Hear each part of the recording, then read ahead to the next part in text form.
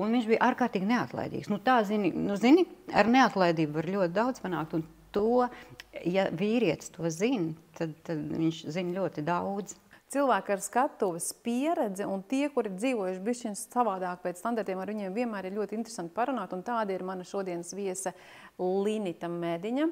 Jāsaka, ka man ir prieks runāt ar cilvēkiem, kuri ir iemācījušies un kļuvuši būt laimīgi, un Linita šodien pastāstīs, kā viņai tas ir izdevies.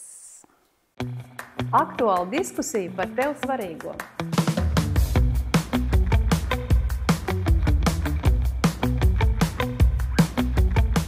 Sveicināti manā podkāstā Antas Lietskalniņas studiju, un šodien pie manis viesojās brīnišķīga dziedātāja, komponiste un arī sieviete, kura īstenībā ir veidojusies dzīve jaudīgāk, atraktīvāk kā standarta variantā. Līdz ar to tas ir ļoti, ļoti interesanti. Čau, Linita! Čau, Anna! Cik prieks būt šeit, šajā brīnišķīgajā studijā. Jā, es ceru, ka tev patika arī, kā es tev pieteicu, jo jā, brīnišķīgi. Man ļoti patīk sievietes, kuras ir uzdrošinājušās dzīvot citādāk, nevis pēc standartiem no sērijas 18 gados apprecējos, paliku šeit, tāpēc, kad sabiedrība prasa, ka jāaudzina bērni, cietīšu, kā tur bija tas teiciens, pacietīšu un neko, jā? Nē, tas vispār nav par mani. Vispār nav. Labi, maziņais, man liekas, ka daudzi nemaz nezin, kurš bija tavs pirmais vīrs. Bet es domāju, ka daudziem vispār tas arī nemaz nav jāzina. Vai mēs pateiksim? Tas būs pārsteigums. Tu domā? Jā, kāpēc, lai mēs nepateiktu? Ar to sākās tā epopeja ar tiem jaunajiem vīriem, tieši ar pirmo vīru. Es varbūt varu maz tādu stāstiņu pirms tam. Obligāti. Jo tas bija tik tāds interesants sižets patiesībā, jo viņš bija manas tā brīža labākās draudzenes, tā brīža čaļa mazais brālītis. Un tad, kad mēs jau tādas pusauģu meitenes tur tā kā ciemojāmies pie viņiem mājās, tāds mazs puisīts bija, un es redzu, viņš tādām acīm uz manīm skatījās, un saprotam, sanāca, ka pēc gadiem mēs satikāmies, un puisīts bija paaudzies. Un izrādās, ka es viņam biju iekritus sirdī jau toreiz, un man jau bija mans pirmais bērniņš. Un kā tad sauc tavu pirmo vīru? Viņš ir Edijs Šnipke. Edijs Šnipke bija Linitas Mediņas pirmais vīrs. Klausies, cik jums bija starpība? Ak, Dievs, es vispār tiem cipariem baigi nepievēršu uzmanību, bet kaut 7, 8. 7 gadu pieņemams vecums, gadu starpība. Edijs Šnipke. Jā, viņš šobrīd arī muzicē dūšīgi, cilvēks. Jā, maliņš. Klausies, man ir draudzene, kurai bija mīļākais. Viņa nav attiecībās tagad, bet es tā to džeku sauc par mīļāko. Un viņa saka, kad viņš sāka pie viņas startēt. Kurš? Edijs? Netakš. Klausies tu, sieviete, manai citai draudzenei. Labi, citai draudzenei cits džeks.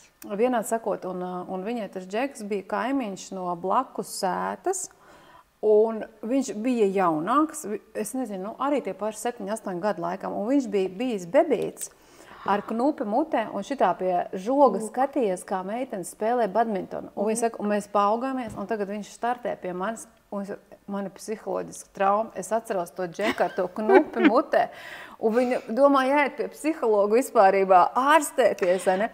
Bet tas viss beidzās, viņa saka, kaut kā viņa pārvarēja to savu mirkli, un tad, kad jau bija pirmā nakts aiz muguras, tad viss strauji mainījās, jo tur bija viss baigi labi un tā tālāk. Tāds mans stāsts. Bet tas nav mans personīgais, tas man nedraudz.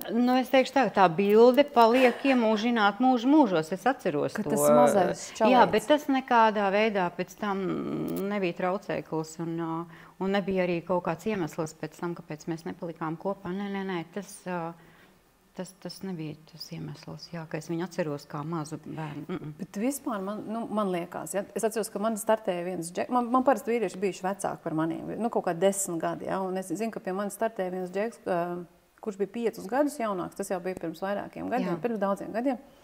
Un es šausmīgi smējos, man tas likās nenormāli smieklīgi. Tas džeks bija tāds liels, tāds, wow, vienkārši. Liels un maziņš reizē. Viņš bija ļoti liela auguma, ļoti tāds, wow, un viņš 5 gadu jaunāks. Un es tā smējos, tāpēc, ka Es biju ar Sandi tad kopā. Kaut ko mēs tur šķirāmies kopā nācām, un tas Džeks tur fonā kaut ko tur mani lenca. Man likās ļoti, ļoti smieklīgi. Un tagad man ir 40 plus bišķiņi, ja? Man liekas, 5 gadi nav nekāda starpība. Kā tev ir ar tiem Džekiem, kuri ir jaunāki? 5 gadi? Tagad man jāsmējās goda vārds, un tas taču vispār nav nekas. Kas ir 5 gadi? Tur es likās baigā, tur vispār komēdija. Jā, man nekad tā nav bijis. Cik tavam otram vīram bija gadu starpība ar tevi? Meitenes visiem jau gribās tā pievilkt, zini, tā, lai tā maks izklausās 15. 15. Bet bija 14 ar pusi. Man liekas, ka 4. Tāpēc mani 5 gadi tiešām liekas smieklīgi. Bet Annas, zini, kas ir interesantākais? Interesantākais ir tas, ka tas rāmis, tā uztanovka, kā es saku, viņa jau ir arī man. Jo tad, kad mēs gājām ar viņu uz pirmo to tikšanos, es gāju ar domu, ka taču nekas tur nebūtu. Vispār nekas nevar būt, jo nevar tā būt. Tas nav normāli. Es klausos tevi un satraucos, domāju, kā iet ar Džeku uz randiņu, kurš ir 14 gadus jaunāks. Jā, bet saprot, tur ir jāsaprot viens fakts, ka tad, kad tu esi... Pirmkārt, es biju slima tajā brīdī, un man bija tāda... diezgan... kaut kādu parasto, es nezinu, gripu, kakls vai kaut kas, var sakot, man bija temperatūra. Man bija temperatūra, es biju ne tajā labākajā formā, es jūtos slikti, un vispār man viss bija slikti tajā periodā. Un viņš bija ārkārtīgi neatlaidīgs. Tā, zini, ar neatlaidību var ļoti daudz panākt, un to, ja vīrietis to zina, tad viņš zina ļoti daudz. Jā, jo neatlaidība tā ir ļoti laba īpašība. Jā. Tu vari nebūt pirmais, tu vari nebūt ātrākais, bet ar neatlaidību tu vari daudz panākt. Un viņš tik ilgi man nāca virsū, un jāsaka, kā melns mākonis. Man es domāju, ka Dievs, man taču vieglāk ir aiziet, nekā tikt vaļā, teiksim, kā ir. Jā.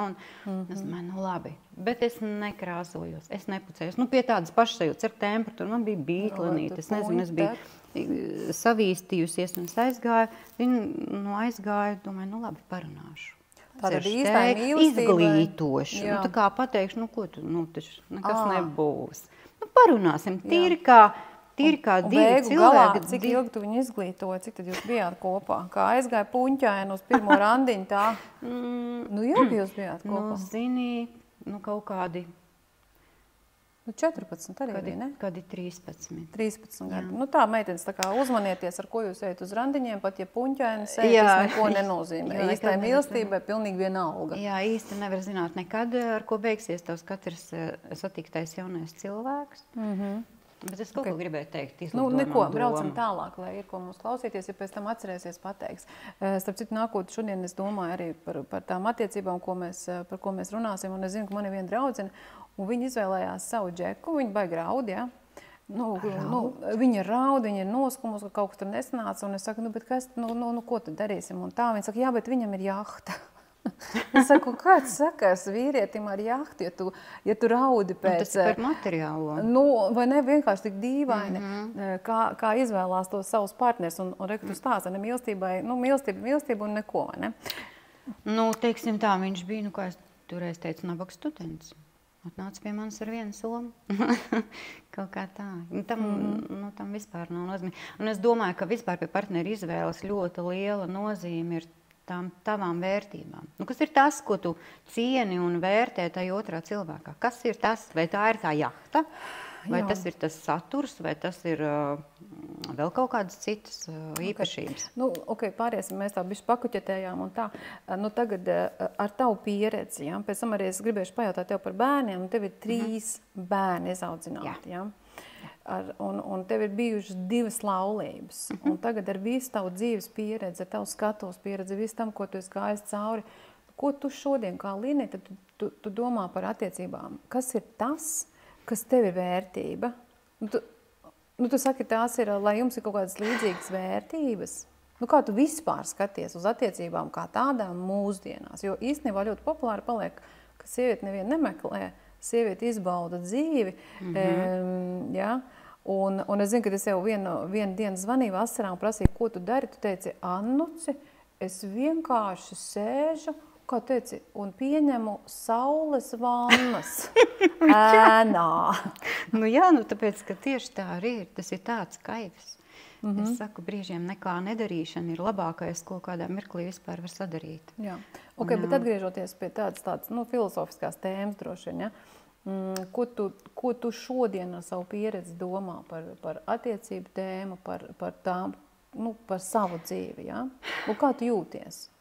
Tas ir ļoti tāds labs un dziļš jautājums, uz kuru nav vispār vienpersoniskas atbildes, tāpēc, ka es esmu pieķērusi sev pie domas, ka dzīvojot... Paņem, Mārtiņas, lūdzu, no mikrofona nost. Dzīvojot šajā... Šitien nost paņem. Jā, lai viņš tev nestrīķējās. Tas var palikt kadrā. Jā, kad dzīvojot šajā duālajā pasaulē, tas duālais ir ne tikai mums apkārt, bet esmu pieķerus pie domas, ka man arī manas domas par kaut kādu jautājumu mēdz mainīties. Nav tā, ka ir tikai tā, un es domāju un uzskatu tikai tā. Es no rīta varu domāt tā, pēcpusdienā es varu domāt maz drusciņi savādāk un pilnīgi no citas skatu punktu, jo... Tu esi mainīga, tas ir tas, ko tu gribi pateikt. Ja? Kad no rīta tev liekas, ka tu gribi apprecēties, un vakarā tu saki, nafig man attiecības, es esmu laimīga viena pati ar sevi. Ja? Jā, precīzi tieši tā, jo es domāju, ka mēs arī ļoti pierodam. Mēs pierodam pie tā, kāda ir bijusi mūsu rutīna. Teiksim tā vienkāršiem vārdiem, tad, kad es biju laulībā, es nevarēju iedomāties, kā tas tagad būs. No rīta mosties, ka tev neviens neapskauj, neiedod būču, nepasaka, lai tev forša diena. Vakarā tev neviens tā kā neapskauj, tu neieritinies līkmiņā. Es domāju, ārpats, tas taču būs kaut kas briesmīgs, tas būs pabriesmīgs. Kā es tagad, viena pati lielajā visumā, kā es tagad? Tu saproti? Un tagad, kad ir pagājuši tie daudzie gadi, kad es esmu bez partnera, tad tu esi tā pieredzis. Savukārt pie tā, ka tu celies un gulies mosties viens. Uz zvaigznītē var gulēt. Ka tas ir tik brīnišķīgi. Saprot, savs kaivs ir katrā tajā. Salīdzinājumā, kāda bija tava ikdiena laulības dzīvē, kā tu jūties, ja? Un tagad, kad tu esi tādā plaukumā, es teikšu, ka tu esi viena pati, jo es redzu, tu sēdi, tev acis smiedz, tev viss ir forši, tu kā pilnīgi cits kaut kāds levels ir atklājies, ja? Bet tieši tā ir, jā. Tieši tā ir interesantākais bija tas, jā, ka pēc šķiršanās, kāpēc šķiršanās, tas ilga ļoti ilgi, ja, tas process, kamēr mēs nonācām līdz tam. Bet nākošā rītā, kad, mans mīļais vīrs tiešām fiziski paņēma savu lietas un devās prom, man nākošā rītā uzrakstījās vienkārši vispriecīgākā, visātrākā dziesma. Bet tas nav par to, ka tas ir baigi forši, tās ir beigas, bet par kaut kādu tādu viena posma noslēgumu varbūt, jo šobrīd es patiešām izbaudu vienatni, un man liekas, ka tas ir tik kaifīgi, tas ir tik forši, un domājot par to, ka tagad būtu jābūt tādās ciešās ikdienas attiecībās, kā tu saki, kā tu juties. Un tur ir atkal cilvēciskais moments. Ar vienu cilvēku tu vari justies tā, ar otru tā. Es pat nezinu, vai tas ir atkarīgs, vai tu esi laulībā vai nē. Vienkārši tas ir cilvēciskais faktors. Ar vienu ir viegli. Ar otru ir smagi, ar trešo neizturam. Klau, tu pieminēji arī savu skatuves dzīvi un par to, ka tu esi komponists un uzkomponēji ātru dziesmu. Bišķiņ pamainīsim tēmu, ja? Parunāsim par to, kas parasti cilvēkiem interesē par mūziķiem. Ja? Mūziķi parasti nāk tur domās ar tādu bohēmu fonā, tur koncerti bišķiņ, tur kaut ko iedzērām pirms tam un tā tālāk. Un kā tas ir bijis tavā dzīvē? Tas ir viens apbrīnojams stereotips. Tas ir vienkārši traki, tāda rāmju domāšana. Tu pati teici, tu gribi runāt par bohēmu. Jā, tas traki jau nav tavs jautājums. Traki ir tas, ka tev, ja tu kaut ko vienu izvēlies, tad cilvēkam ir rāmis, ka tu noteikti būs tā un tā. Kā tu saka, bohēma, alkohols, vīrieši, ja, un tāda kaut kāda liderīga dzīve. Ja? Un tas bija pirmais, kad es pateicu māmai savos 16 gados, mammu, es laikam gribu būt dziedātāja. Viņa teica, kungs, tikai ne to, tu taču noies no ceļa. Saproti? Un priekš tavs māmas tu neesi nogājis no ceļa?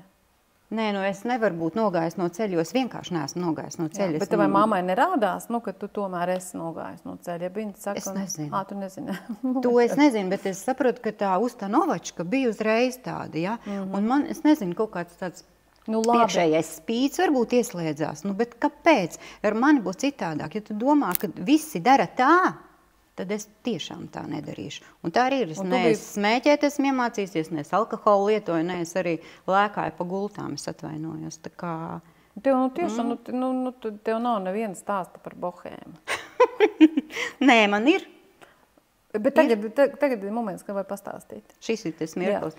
Jo man ir bijuši tikai, nezinu, 3 reizes dzīvē, kad es esmu lietojis alkoholu, jo man alkoholu lietošana neasociējās ar tādu baudu. Man nav iegaršojies neviens dzēriens tā, ka es varētu viņu vienkārši, iedzersim kaut ko garšīgu.